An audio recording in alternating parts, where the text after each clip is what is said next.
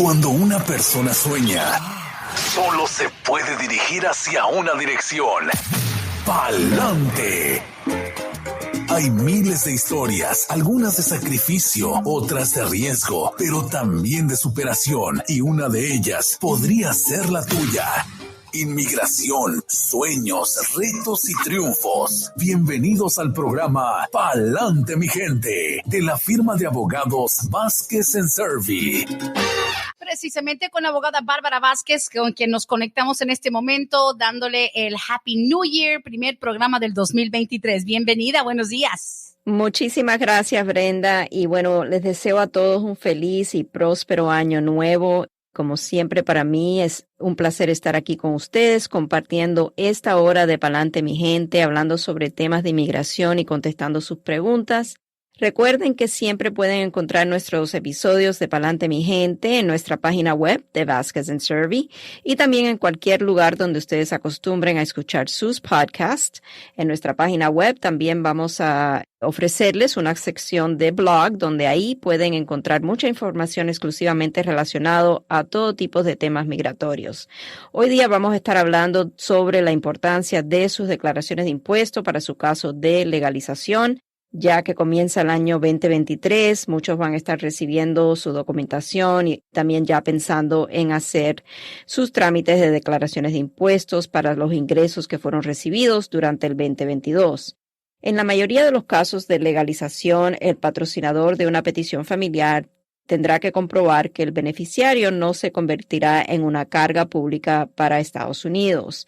El beneficiario, por su parte, deberá comprobar que es una persona de buen carácter moral. En la mayoría de los casos, las declaraciones de impuestos también forman parte de los casos de cancelación de deportación, conocida comúnmente como la ley del tiempo, y estos son casos que se presentan ante los tribunales de inmigración exclusivamente, y también durante ese proceso de cancelación de deportación con el juez de inmigración, uno de los requisitos primarios es comprobar el buen carácter moral. Si la persona no ha declarado sus impuestos, pero ha recibido ingresos de Estados Unidos o ha hecho sus declaraciones de impuestos en una categoría errónea o con información no correcta, esto podría ocasionarles estragos a su caso. Dentro de los requisitos documentarios para comprobar que una persona no será una carga pública para Estados Unidos están las declaraciones de impuestos, entre otros. El hacer las declaraciones de impuestos y no declarar su ingreso total, declarar dependientes de más, declarar deducciones exageradas en casos de tener un negocio o declararse en una categoría errónea con respecto a su estado civil, puede resultar en una denegación de la residencia permanente por carga pública y también puede ser considerado un fraude contra el gobierno estadounidense. Es más, en un pasado hemos recibido reportes de Ciudad Juárez, por ejemplo, donde algunos oficiales del consulado americano han indicado que tienen la intención de negar la residencia permanente en casos donde el beneficiario ha trabajado en Estados Unidos y no ha reportado sus ingresos. La denegación en tal caso podría ser justificada en base a inadmisibilidad por falta de buen carácter moral. Toda persona que quiera lograr la residencia permanente tiene el deber de demostrar que es una persona que cuenta con buen carácter moral.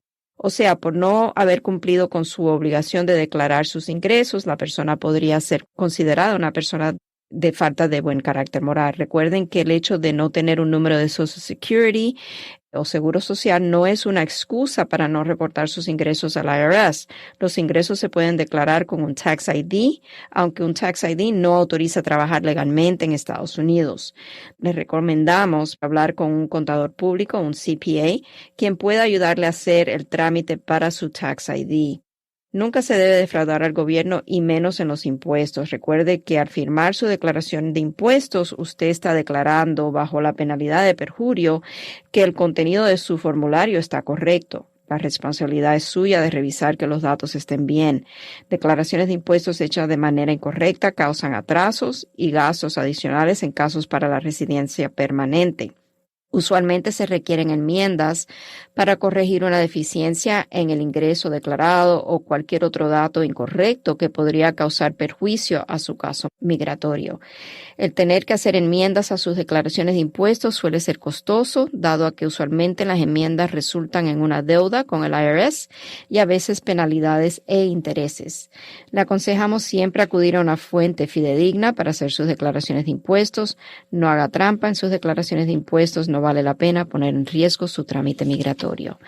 Y bueno, Brenda, esta es la información de hoy día. Creo que es muy importante recordarle a nuestros radioescuchas la importancia de hacer esas declaraciones de impuestos correctamente, especialmente si necesitan contar con un patrocinador. En su caso, que el patrocinador no haga declaraciones que no sean correctas, que no declare más dependientes de lo que le pertenece. Y si es una persona de negocios, no declarar deducciones demasiadamente grandes que puedan reducir lo que es el ingreso necesario para que su familiar pueda calificar y no ser considerado una carga pública para Estados Unidos. Wow. Y como sabemos que no es materia que se maneja en la oficina de Vázquez y Servi, pero obviamente en esta época del año siempre nos llegan esas preguntas. La pregunta del millón, si las personas que a lo mejor en algún momento, abogada Bárbara, no pensaban tener ningún camino a la legalización, por ejemplo, los hijos pequeñitos o tal vez tenían algunos asuntos de detención en la frontera y nunca pensaron poder acercarse a algún estatus y dicen, oye, yo sí he cometido errores o he hecho representaciones quizá no correctas o no verdaderas, se pueden, como dice usted, enmendar, pero eso es un trabajo que tiene que analizar un contador. No son ustedes, y para ser claros, no son ustedes los abogados de migración que dicen, ay, cometiste este error aquí, le pusiste que eras head of household, le pusiste tales deducciones. Eso lo analiza un contador, obviamente, ¿no? Cuando la persona está tramitando su caso de legalización con nuestra oficina, le vamos a pedir al patrocinador que nos entregue las declaraciones de impuestos. Y sí vamos a mirar las declaraciones de impuestos y asesorarnos de que la categoría, por ejemplo, de estado civil, si están casados, deben de haberlo declarado como casado en la mayoría de los casos. Si es algo que vamos a mirar, si vemos que hay algún error, entonces le vamos a recomendar que vaya a ver un contador público para que pueda hacerle enmiendas y si es necesario o debe dinero, vamos a decirle al IRS, le vamos a recomendar que el contador a quien contraten le ayude a hacer un plan de pago con el IRS para entonces nosotros poder incluir esas evidencias dentro del proceso de legalización de la persona para que el gobierno vea que aunque hubo un error previamente en las declaraciones de impuestos, la persona, o sea, ha actuado de buena fe, ha hecho sus enmiendas necesarias y está cumpliendo con el deber de pagar cualquier deuda que tenga con el IRS.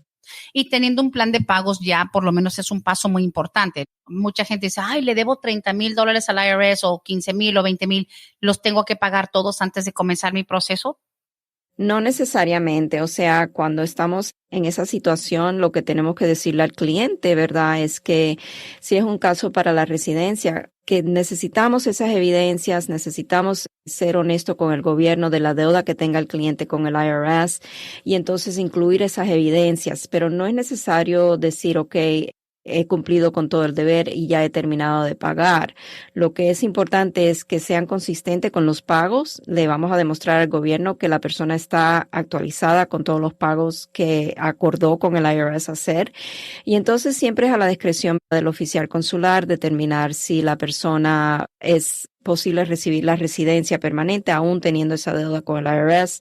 No debe de ser algo que evite que la persona pueda recibir la residencia. Ahora, en casos de naturalización, por ejemplo, para pedir la ciudadanía estadounidense, a veces sí puede causar problemas porque en ese caso nuevamente es un caso donde la persona tiene que demostrar el buen carácter moral y si debe ese dinero con el IRS, a veces el gobierno puede decir, ok, queremos que termine la deuda para poder darle paso a lo que es el trámite de su ciudadanía estadounidense. Ok, bueno, hay que tener todo en orden y saber con quién es el trámite, porque sí, mucha gente cree que, yo le entregué todo a mis abogados de migración, que ellos busquen la solución, pero hay que buscar el experto que se enfoque en esa materia de impuestos.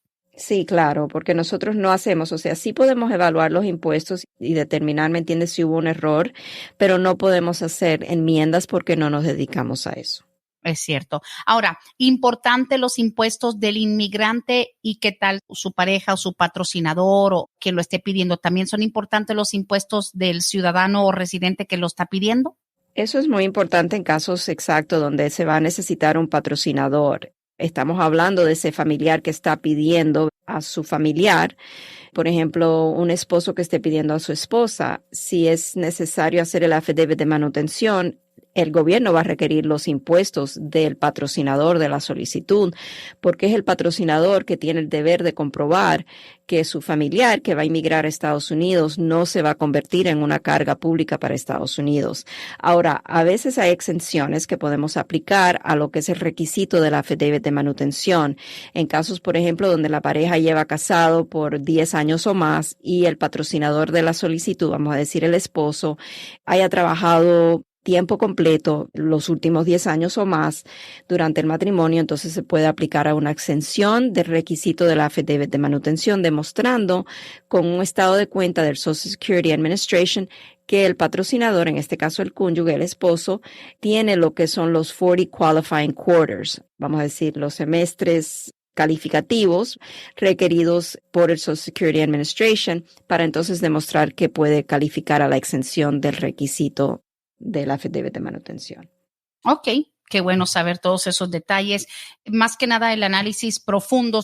Y yo diría que lo ideal es que empiece con ustedes y así ustedes los envían ya al segundo nivel si necesitan ayuda ya con lo que son los impuestos. Pero lo primero con ustedes, ¿no? Definitivamente, y es algo que pedimos casi siempre al inicio de un caso. Le vamos a dar una lista de todos los documentos que vamos a necesitar y dentro de esa lista va a haber el pedido de los impuestos de la persona que esté patrocinando al individuo, al beneficiario. Y ahí, si nos proveen esa información iniciando el trámite al caso, entonces podemos rápidamente estudiar eso y determinar si va a ser necesario o no que se hagan algunas enmiendas a las declaraciones de impuestos. Ok, perfecto, pues listo. Aquí al aire con la abogada Bárbara Vázquez, hablando de algo tan importante y sobre todo relevante a esta época del año. Mucha gente dice, ok, ahora sí viene la prueba de fuego, los impuestos, si los hice bien, los hice mal. Hay que evaluar el caso y pues nada, de ahí se les recomendaría después, digamos, darle continuidad con un contador. No necesariamente tiene que ser con una agencia, ¿verdad? Puede ser un contable de confianza, alguien que por lo menos tenga la experiencia, porque abogada, aquí mismo usted ha dicho, no es lo mismo un preparador de impuestos que te llena las formas y las manda a alguien que puede analizar años de impuestos y arreglar, enmendar, o sea, se necesita la profundidad de un contable, no nada más de un preparador de impuestos, diría yo. Sí, es correcto. Es lo que les recomendamos siempre a nuestros clientes. Obviamente los clientes están libres de ir a donde deseen ir, pero si hay errores que comete, por ejemplo, el preparador de impuestos, entonces es más estragos en el caso porque nuevamente vamos a tener que decirle no los hicieron bien, tienen que volverlo a hacer. Se nos han presentado esos casos, ¿verdad?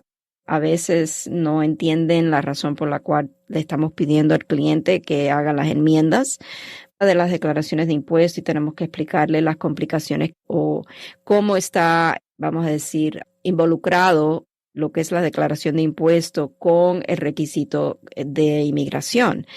Y a veces es difícil poderle explicar eso al preparador de impuestos, que a lo mejor está mirando solamente la parte económica a su cliente, que si la declara, vamos a decir, como cabeza de familia, aún estando casado, el cliente va a recibir tal crédito de reembolso. Entonces tenemos la obligación nosotros de explicarle que eso primeramente es un fraude porque no es categoría de cabeza de familia, pero es categoría de casado y es el deber de la persona declararse correctamente en sus declaraciones de impuestos y también explicarle que en este caso cuando hagan las enmiendas muy probablemente la persona va a tener, o sea, el cargo de una deuda con el IRS si es que ya ha recibido ese crédito al cual no le pertenecía, ¿verdad?, a la persona. ¿Verdad que sí? Sí, eso es muy común también, eso de andar declarando parientes extra y usar otros números de seguro social para conseguir un reembolso. Y porque sí, hasta eso sería, yo creo que buen momento de pronto buscar entre mis contactos a alguien o si usted igual tiene a alguien, me daría mucho gusto porque yo, o sea, me preguntan a mí con quién hago mis impuestos. Lamentablemente es una persona buena, pero tan ocupada que no atiende bien. Entonces yo no recomiendo a una persona que no atiende bien. Pero si usted tiene alguna persona de confianza que le gustaría que entrevistáramos también para hacer un programa de puros impuestos, me lo manda por inbox. Después hablamos, abogada, porque si es alguien que usted conoce y recomienda, sé que va a ser de confianza absoluta para nuestro público, que de pronto se cansan de andar cambiando año tras año de contable o de persona que haga impuestos. Así que me deja saber, porque sí sería bueno darle un toque más profundo a este tema. En realidad, por lo mismo de tantos fraudes y tantas cosas que se hacen, porque la gente, por ejemplo, mire, me están preguntando, ¿es verdad que una persona con Tax ID nunca jamás debe recibir un reembolso? Son cosas que quizá usted sepa, pero no sería lo prudente darlo como un consejo ya al aire, ¿no? Correcto, no es algo que yo podría aconsejarle porque no es mi materia, ¿verdad? Y en realidad la ley de impuestos es tan compleja como la ley de inmigración. Sí. Para eso siempre dejamos a la persona experta en esa materia que pueda dar ese consejo, que le pueda decir al cliente sí, no o tal vez de esta manera, ¿verdad? Exacto. Sí, bien delicado, porque la verdad la gente tiene esa duda de que, ay, pues es que han dicho que los de Tax ID nunca deben recibir un reembolso y a mí me han dado reembolsos en el pasado, mejor eso con un experto. Abogada, pues bueno, muchísima información hemos compartido en nuestros primeros minutos. Si usted está lista y también abrimos la línea telefónica para nuestras llamadas en vivo, 770-686-3424, aparte de que ya tenemos varios mensajes por medio de nuestro inbox de texto. Para tomar las preguntas, ¿está lista? Sí, claro que sí. Lo único que quiero es dar el disclaimer para explicarle, como siempre, a las personas que la información que reciben por este medio es de carácter general y no sustituye una consulta formal con un abogado que se especialice en la materia de inmigración, porque recuerden que aquí es muy breve el tiempo que tenemos, no podemos analizar los casos a fondo y por eso siempre hacemos lo posible de contestar las preguntas en términos general, pero nos gustaría siempre que acudan a un abogado que se especialice en la materia de inmigración, que ya sea nosotros o otra persona pueda analizar su caso completamente. Listo. Pues bueno, comenzamos con la primera pregunta. Dice, estoy esperando la residencia porque mi hija me pidió. Se envió todo a finales de octubre del 2021. Me llegó ya mi permiso de trabajo y seguro social en febrero del 2022. Cuando revisaba el tiempo de procesamiento, antes decía que eran 12 meses de espera, después 24 y ahora 32. En mi caso, ¿cuánto tiempo más tendría que esperar?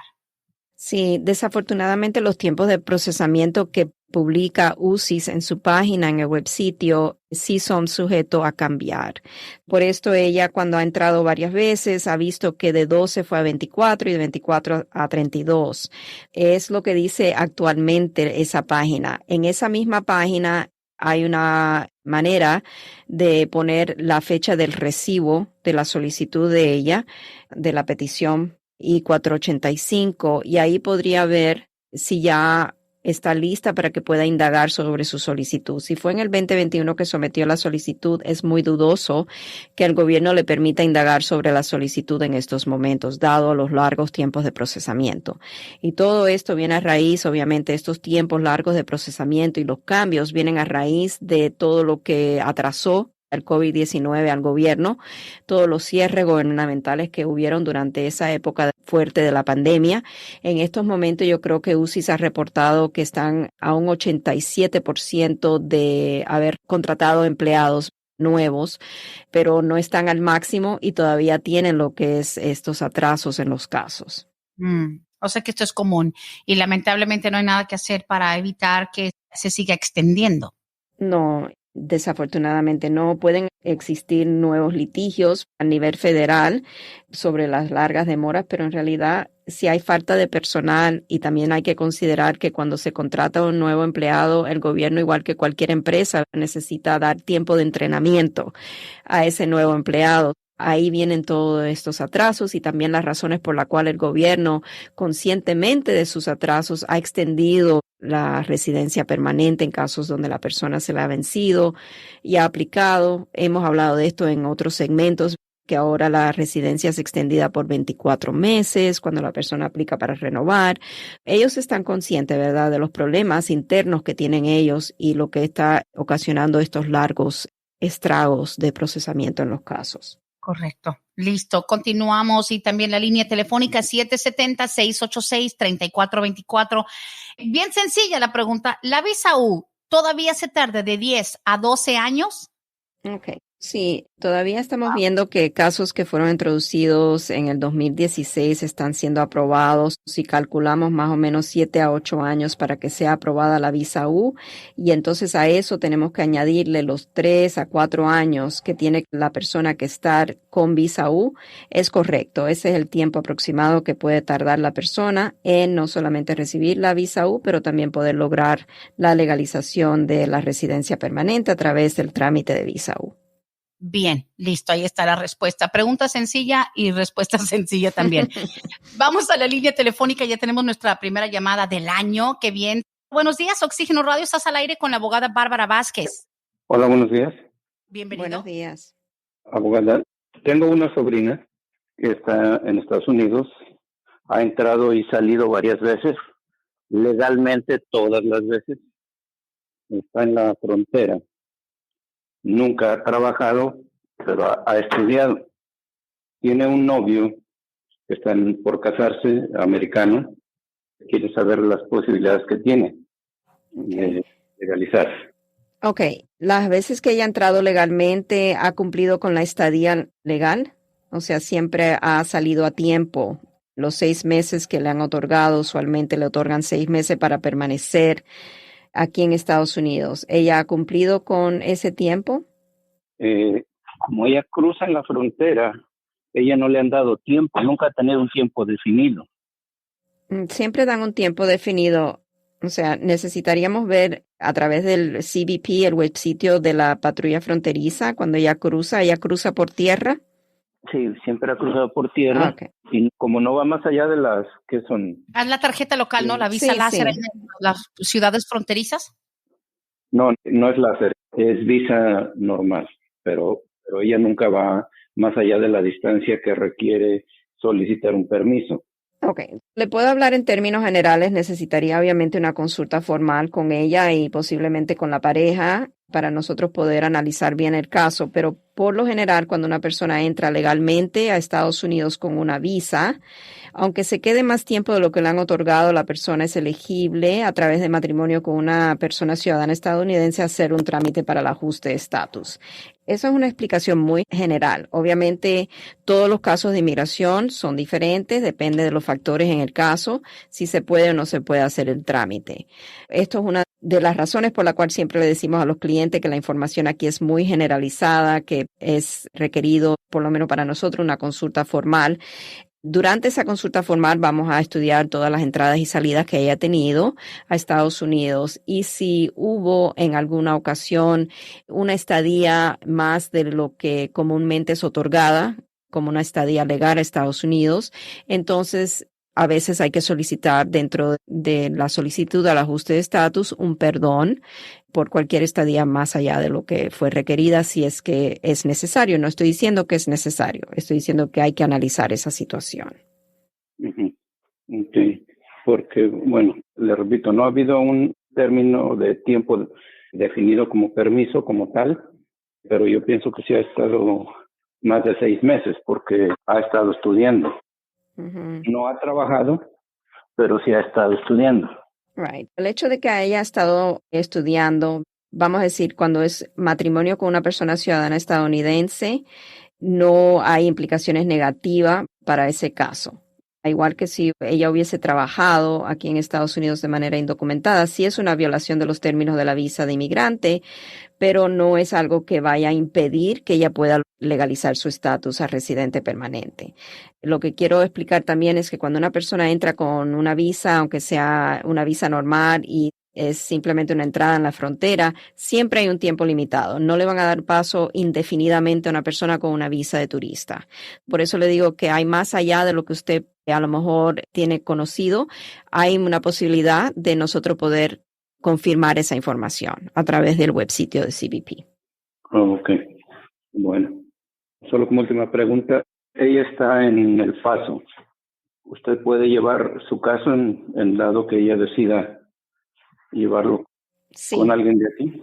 Sí, no hay ningún problema. Nosotros, los abogados de inmigración, podemos ejercer, no obstante a que la persona no se encuentre en el estado donde ejerce el abogado, porque la ley de inmigración es una ley federal.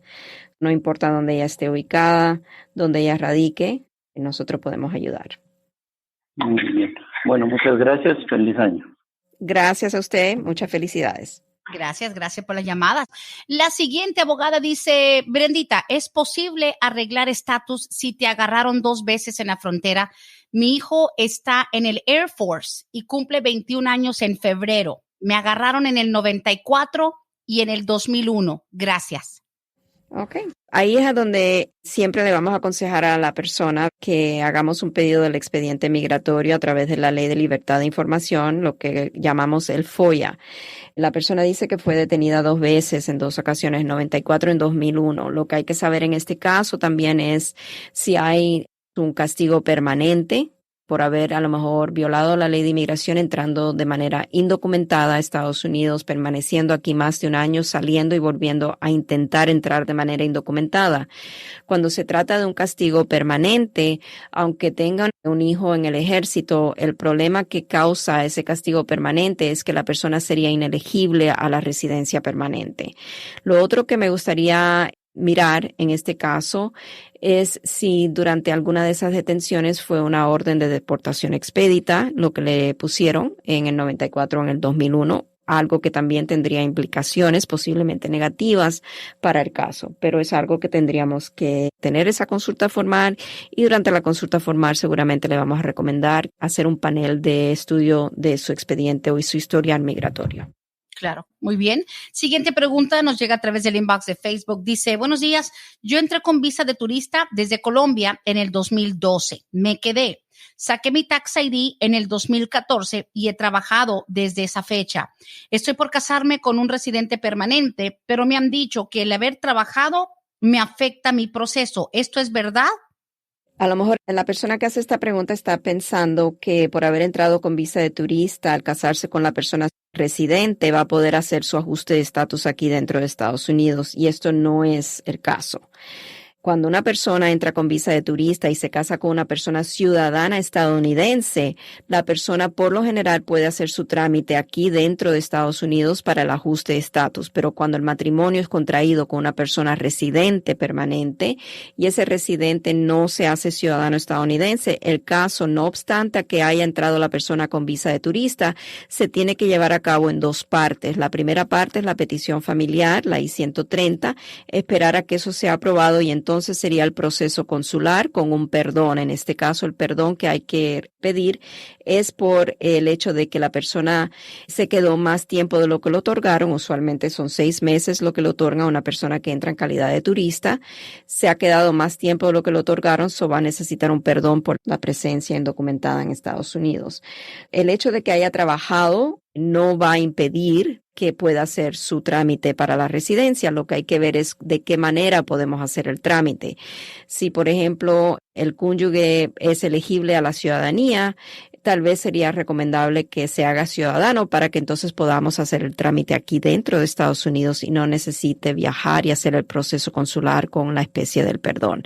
Recordemos que el castigo por presencia indocumentada en Estados Unidos solamente se desata cuando la persona sale del país. Por eso en estos casos, Brenda, donde la persona está considerando matrimonio con una persona quien es residente, siempre durante la consulta vamos a evaluar la posibilidad de ese residente poderse hacer ciudadano estadounidense, especialmente cuando la persona entra, o específicamente cuando la persona que quiere legalizar su estatus ha entrado con visa, porque es mejor para la persona poder hacer su trámite de ajuste aquí sin necesidad de salir del país, para evitar entonces tener que aplicar a un perdón de presencia indocumentada. Ok, pues muy bien. Continuamos, y 770-686-3424, llamadas en vivo. También la línea de texto 770-927-8015. Siguiente pregunta, dice, sin nombre, por favor. ¿Hasta cuántos años se puede hacer una demanda? Me imagino que un reporte o una demanda criminal, dice, pero dice una demanda de una violación, y hacer un caso con inmigración de una violación, y si tienen beneficios los padres aunque estén separados. Me suena como que tal vez una joven fue violada, los padres indocumentados quisieran saber, y no están juntos ya los padres, pero suponiendo que es así el caso, una joven ciudadana americana, sus padres indocumentados, ella fue víctima de una violación, y quisieran saber hasta qué tiempo se puede hacer ese tipo de reporte de una violación y si los padres pueden ajustar aunque estén separados. Ok, hay varios diferentes factores que hay que considerar, pero para contestar la pregunta inicial, todo va a depender de lo que es el estatuto de limitaciones, ¿verdad? The Statute of Limitations. Uh-huh. Si hay un estatuto de limitaciones para este tipo de delito, entonces tiene que mirar, ¿verdad?, a la persona a ver si es posible que todavía esté dentro de ese estatuto de limitaciones.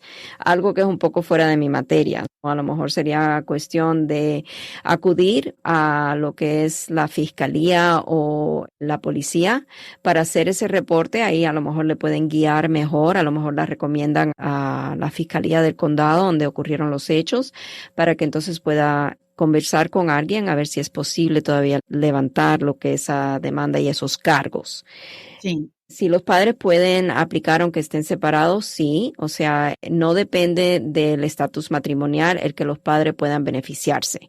Depende de la edad de la víctima, que haya sido víctima el hijo, cuándo fue que fue víctima el hijo del delito. Hay esos factores de por medio. Y algo que en realidad necesita una evaluación completa, le recomendamos una consulta si es posible. Claro que sí. Y pues también recordándoles el número en las oficinas de Vázquez y Servi, 678-303-0018. 678-303-0018. Siguiente pregunta dice, yo llevo 3 años en el país, tengo el TPS venezolano. ¿Hay alguna novedad para la renovación? Muchas gracias. Okay. Creo que hablamos de esto en un show no hace mucho tiempo. Sí hubo una extensión para el TPS de Venezuela. Permítame un momentico, Brenda. Por supuesto, la línea de texto 770-927-8015, llamadas que tienen prioridad, llamadas en vivo al 770-686-3424, recordándoles que en cualquier parte de los Estados Unidos o de Latinoamérica donde nos puedan estar escuchando, se puede llevar su caso de migración, ya que los abogados Vázquez y Servi cuentan con toda la tecnología, videollamadas, WhatsApp, FaceTime, todo lo necesario para poder llevar tu caso, aunque no estés aquí en el estado de Georgia.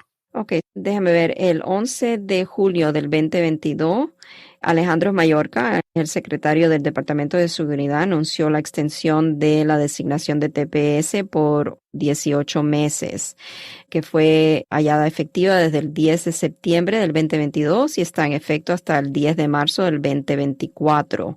Esa es la única novedad en realidad que ha habido para el TPS. No hay ninguna novedad con respecto a poder legalizar el estatus directamente por haber adquirido el TPS.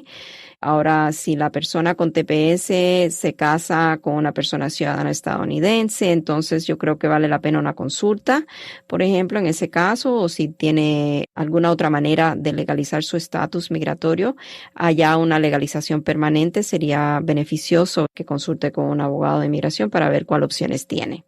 Absolutamente. Siguiente pregunta viene por la línea de textos. Dice, ¿es verdad que a los jóvenes que tienen DACA no les dan ningún tipo de financial aid?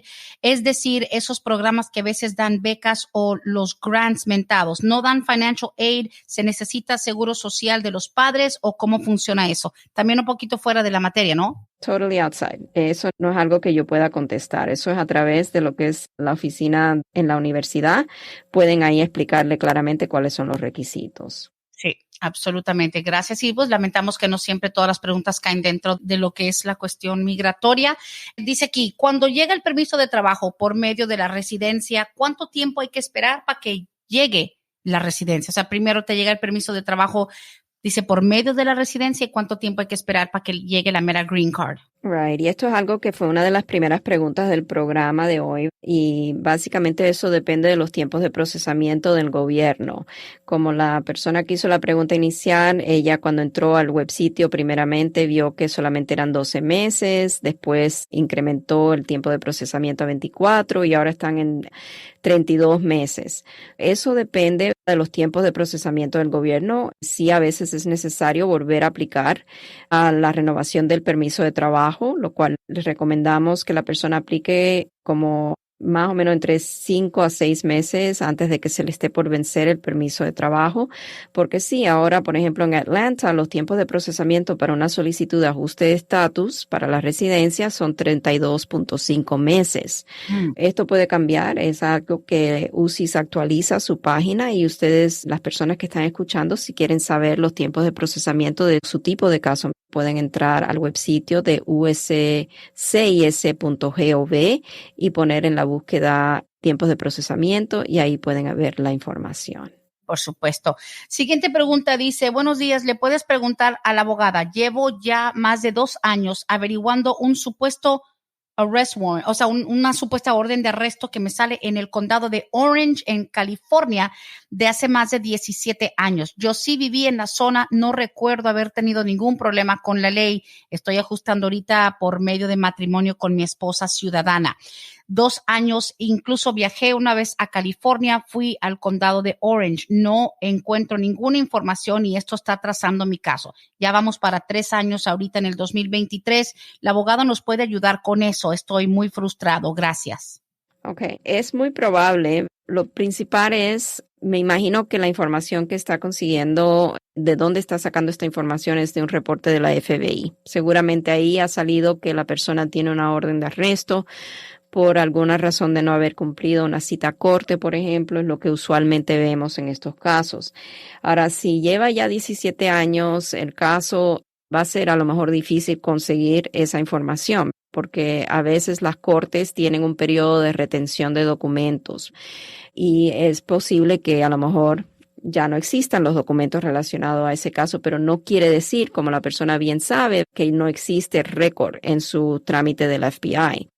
Yo le diría que a lo mejor la manera más factible de tratar de resolver la situación es contratar a un abogado allá en California, no desde aquí, de allá de California, que pueda a lo mejor mirar la situación y a lo mejor puede hasta ser un error en el reporte de la FBI. Cuando uno recibe un reporte de la FBI, ahí también a veces viene una nota que si hay algún error que pueda existir en el reporte, que hay una manera de pedir una corrección de ese error, pero no es algo que en realidad nosotros podemos hacer por el cliente. Yo creo que eso cae mejor dentro de la materia de un abogado que trabaja casos penales.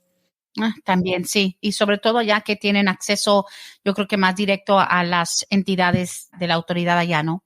Sí, exactamente. Muy bien. Siguiente pregunta, dice, buenos días, yo tengo la residencia por 2 años. Me tocaría renovarla en abril del 2024, pero yo cumplo 3 años de casada en noviembre de este año 2023.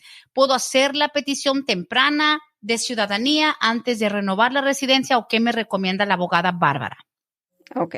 En este caso, si tiene una residencia condicional, que es usualmente la residencia de 2 años, porque fue otorgada la residencia antes de cumplir su segundo aniversario de matrimonio, la persona tiene que hacer un paso adicional para remover la condición de su residencia, que es pedir en el formulario I-751 que el gobierno haga la remoción de lo que es la condición de su residencia. Eso usualmente se puede entregar si todavía está casada, o sea, con la persona de donde derribó el beneficio de la residencia. Entonces se puede hacer ese proceso dentro de 90 días antes de cumplir ese segundo aniversario con la residencia, lo cual ya lo cumplió. Ya se podría hacer ese pedido para remover la condición. Cuando la persona quiere aplicar simultáneamente a la ciudadanía, lo cual es posible hacer ambas cosas a la misma vez, que es el pedido de remover la condición y el pedido para la naturalización, para la ciudadanía estadounidense, la persona tiene que hacer ambos procesos. No solamente puede decir, ok, quiero hacerme ciudadana, ya llevo casada 3 años con mi esposo o mi cónyuge y voy a simplemente aplicar a la ciudadanía. No es tan sencillo, hay que hacer ambos pasos y el gobierno puede considerar ambas solicitudes a la misma vez. Si lo llaman, por ejemplo, para la entrevista sobre el trámite de ciudadanía, al mismo tiempo el oficial puede decidir entrevistarla sobre la remoción de la condición. Algo un poco complicado, no imposible, pero sí les recomendamos una consulta. Muy bien. Una vez más, 678-303-0018, línea directa en las oficinas de Vázquez y Servi. Dice por acá la pregunta, mi hermana salió de los Estados Unidos hace como 4 años. Ella entró con visa de turista. Sí se quedó más tiempo de lo permitido. ¿Hay algún perdón si ella quiere volver a sacar su visa y venir otra vez como turista? Sí, hay un perdón bajo la sección 212D3, que es para personas quienes quieren venir en calidad de no inmigrante, o sea, como turista. El problema va a ser, en este caso, seguramente, que primero tiene que saber que va a necesitar de un perdón si ya violó los términos de la visa anterior por quedarse más tiempo de lo que le otorgaron. Siempre es a la discreción del oficial consular otorgar ese perdón y conceder la visa de turista nuevamente. No es una garantía de que porque pida o solicite ese perdón va a ser otorgado la visa de turista. Siempre van a considerar el hecho de que ya una vez violó los términos de la visa de turista y puede ser eso un factor, obviamente va a ser un factor negativo para que le vuelvan a otorgar una nueva visa de turista. Ok, muy bien. La siguiente pregunta, abogada, tiene que ver con una joven que sacó su ciudadanía por su padre, que es ciudadano naturalizado. Él es ciudadano naturalizado. Ella logró sacar su pasaporte estadounidense por medio del padre porque se naturalizó él antes de que ella cumpliera la mayoría de edad. Entonces ella tiene solamente su pasaporte estadounidense. Ella no hizo la N-600, que es la naturalización. Ahora, ella está fuera de los Estados Unidos, va a tener un bebé en su país y quiere saber si es necesario, aunque ella es ciudadana por virtud de su padre, ella es ciudadana desde que tiene, creo que más o menos 13 o 14 años. Hoy que va a tener un bebé en su país, quiere saber que si le va a tocar el mismo proceso al bebé que ella tenga, digo, pudiera venir aquí a dar a luz a los Estados Unidos, pero dice, si yo doy a luz en mi país, el hecho de yo haber sacado mi ciudadanía, digamos, o mi pasaporte americano sin el certificado de naturalización mío, ¿le puedo otorgar ese mismo beneficio a mi hijo o yo ahora necesito hacer la N-600 para naturalizar? No, lo que necesita hacer es cuando nazca el bebé, si nace en su país, necesita hacer un Consular Report of Birth Abroad. Básicamente es un reporte que se tiene que hacer a través de la embajada o el consulado americano para que pueda entonces ella sacarle el pasaporte, lo cual creo que simultáneamente se puede hacer el pedido para el pasaporte una vez que ella declare, haga ese reporte de que el bebé nació en su país y que ella es ciudadana estadounidense. En este caso yo estaría preparada también con documentos para demostrar cómo se hizo ella ciudadana estadounidense, o sea, los documentos del papá, cuando el certificado de naturalización del papá, para poder demostrar que esto fue algo que ella derribó, este beneficio de ciudadanía como menor de edad, dado a que el papá se naturalizó antes de que ella cumpliera la mayoría de edad. Todo ese proceso, esa documentación debe estar preparada para poder demostrar ese paso. Ah, sí, listo. Y más que nada le hago la pregunta, se me estaba olvidando, es el caso personal de mi hijastra, que ella naturalizó por medio de su papá, que es mi ex esposo, pero él le sacó el pasaporte estadounidense. Ella no se naturalizó propiamente con un certificado de ella. Ahora ella está en la República Dominicana, está embarazada y ella dice, yo sé que soy ciudadana porque tengo mi pasaporte, dice, pero me preguntó a mí ahora que fui de viaje, me dice, oye, ¿tú qué sabes tanto? Dice, hazle la pregunta a la abogada cuando estés en el programa. Y se me estaba pasando, me escribió, dice, no se te olvide mi pregunta. Y le dije, ¿sabes qué? Es una buena pregunta porque como ella, bueno, al tener el beneficio de la ciudadanía por medio de su papá, era porque le pidieron el certificado de su padre de naturalización. Y ella dice, ¿me van a pedir eso a mí ahora que nazca mi bebé aquí en Santo Domingo? Le dije, no sé, buena pregunta.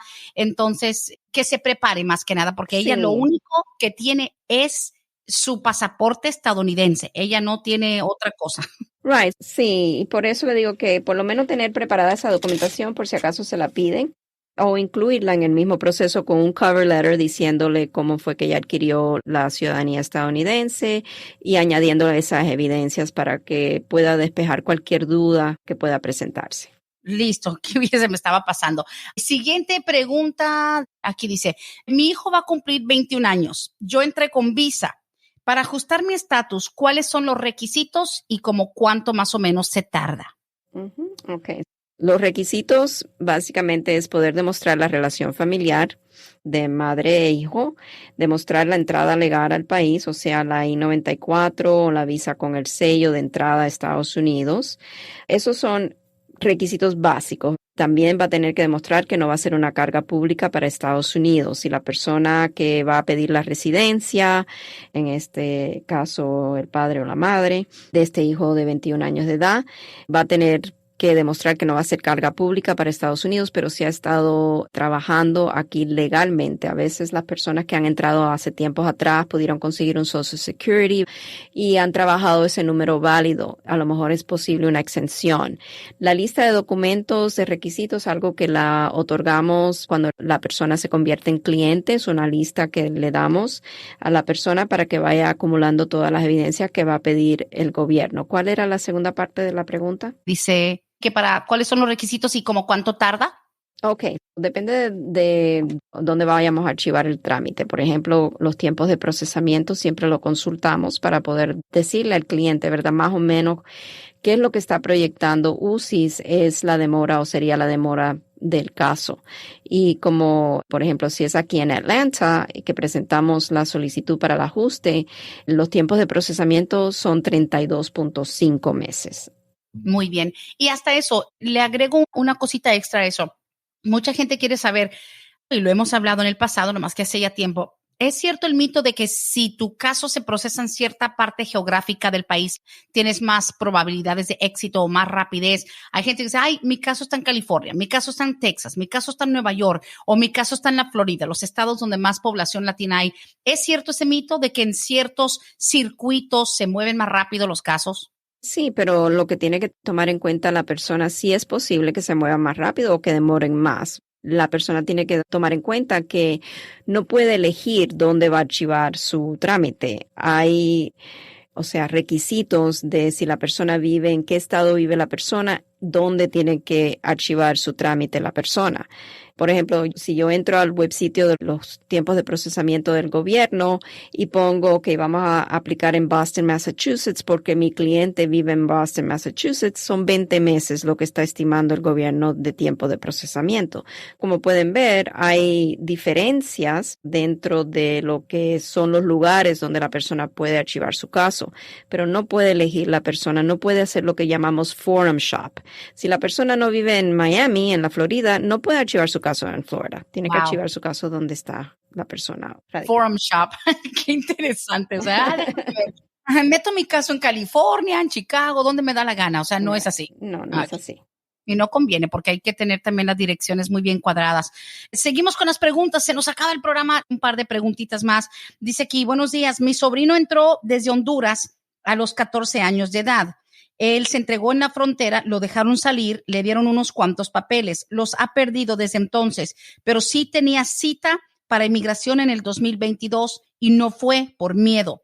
Ahora que cumpla 18 en marzo, ¿es muy tarde para que pueda hacer algo? Él entró con 14 años. Right. No necesariamente le puedo decir si es tarde o no. Lo que sí necesitaríamos es pedir esos documentos a través de la Ley de Libertad de Información para ver qué fue lo ocurrido con el caso.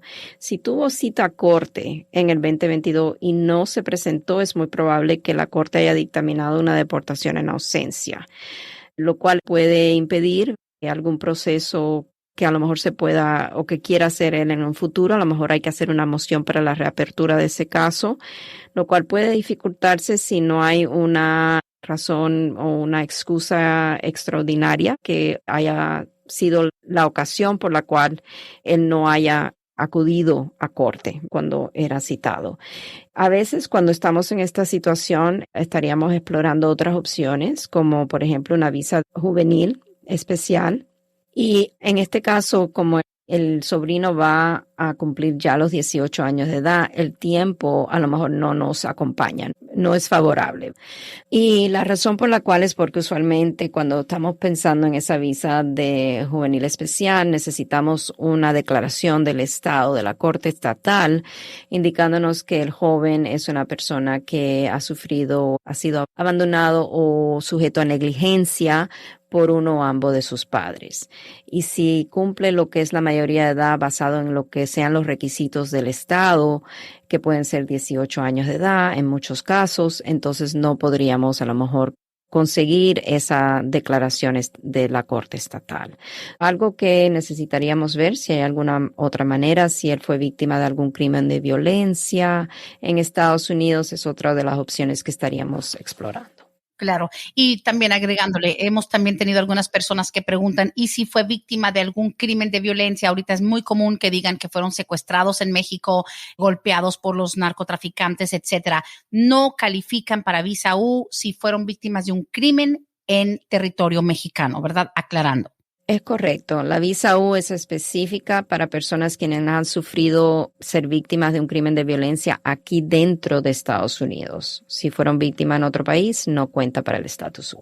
Muy bien. Siguiente pregunta a través de Facebook. Dice, para la abogada, escuché que cuando uno tiene castigo de 3 a 10 años, ahora van a tomar en cuenta el tiempo que uno tiene ya en Estados Unidos. ¿Qué tan cierto es esto? Gracias. Solamente si la persona, por ejemplo, entró nuevamente legalmente a Estados Unidos, podría cumplir ese castigo de 3 o 10 años aquí dentro del país. Desde la última entrada que tuvo la persona legal a Estados Unidos, empezaría a correr ese tiempo de castigo de 3 o 10 años. Esto no aplica en casos donde la persona, por ejemplo, tuvo más de un año de presencia indocumentada, salió y volvió a entrar de manera indocumentada. Eso es un castigo permanente de 10 años y aunque, vamos a decir, después haya logrado una visa y haya entrado legalmente, el castigo permanente no permite que cumpla la persona el tiempo del castigo dentro del país. Ok, listo. La siguiente entrada es lo que determina el rumbo del caso. Correcto, sí. Ok, listo. La última preguntita, cerramos con esta debido ya a la falta de tiempo. Dice, buenos días para la abogada. La pregunta, yo tuve licencia de Chicago del año 2016 al 2021. En el 2021 ya no la renové porque había escuchado que no es bueno tener licencia de otro estado cuando vas a hacer un proceso migratorio. Yo vivo aquí en Georgia. Me casé con mi novia ciudadana en el 2022. Me va a meter papeles. Entré ilegal. Soy de México. Yo entré en el 2010. Me afecta haber tenido esa licencia de Chicago por 5 años. Tengo que poner esa dirección. Ya no la renové, la tengo vencida.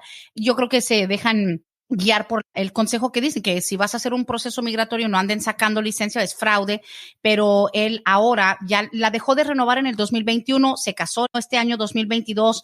¿Le afecta haber tenido una licencia de Chicago ahora que está aquí en Georgia casado con ciudadana? No, no le debe afectar. Para propósito de inmigración, si hubo una representación falsa, no estoy diciendo que la hubo en este caso, la representación falsa tiene que haber sido para propósito de un beneficio migratorio. Una licencia de conducir estatal no es un beneficio migratorio. No le debe afectar. Ahora sí le van a preguntar las residencias o direcciones donde ha vivido y ahí tiene que poner todas las direcciones donde él ha residido aquí en Estados Unidos. Ok, más que nada tomar en cuenta el domicilio tiene que estar incluido ahí. Okay. Sí, correcto, pero el hecho de que haya tenido esa licencia no debe afectarla. Nosotros cuando recibimos esa pregunta, que es algo que muy frecuentemente nos hacen, si puedo sacar licencia de otro estado donde están otorgando licencias a personas que no tienen documentos migratorios, la respuesta siempre es, si usted no vive en ese estado, no debe de hacer ese trámite porque sí es un fraude que está cometiendo y puede que le ocasione algún problema penal a la persona, que entonces pueda tener implicaciones para su caso de inmigración. Obviamente, unos abogados con ética no te van a decir, sí, ve, saca licencia y la gente se queda un poquito asustada con la palabra fraude. Fraude sí, a nivel de que tú no vives ahí. Le estás diciendo a un estado que tienes una residencia ahí, aparte de que pues muchas veces se consigue por medios no legales, direcciones y demás. Así que bueno, siempre mejor mantener las cosas transparentes y seguir los buenos consejos para no estarse lamentando después. Abogada Bárbara, primer programa del año, de nuevo feliz de continuar con esta campaña de informar a nuestra gente para que sigan pa'lante como siempre y esperemos que pronto se pueda regresar al origen también de ese espacio de poder hablar con personas, digamos, contar historias de éxito, de triunfos y sobre todo me encantó el último programa donde se habló precisamente de todo lo que les ha tocado luchar y todo lo que se ha logrado conseguir para unir familias gracias a todo el trabajo arduo de Vázquez y Servi. Así que Happy New Year y vamos pa'lante, abogada. Así es, Brenda, siempre para adelante, nunca para atrás. Y sí, feliz año nuevo a todos y muchas gracias nuevamente por proporcionarnos este espacio ya por 7 años, increíble cómo pasa el tiempo. Vamos para 8. Ajá, sí, y felices de poder compartir con nuestra comunidad por este espacio. Muchas gracias, Brenda. Gracias a usted. 678-303-0018, línea directa en las oficinas de Vázquez y Servi. 678-303-0018. Nos escuchamos en la próxima, abogada. Así es, aquí lo espero el próximo martes. Hasta aquí hemos llegado hoy, pero siempre vamos pa'lante, mi gente, con Vázquez en Servi. Hasta la próxima.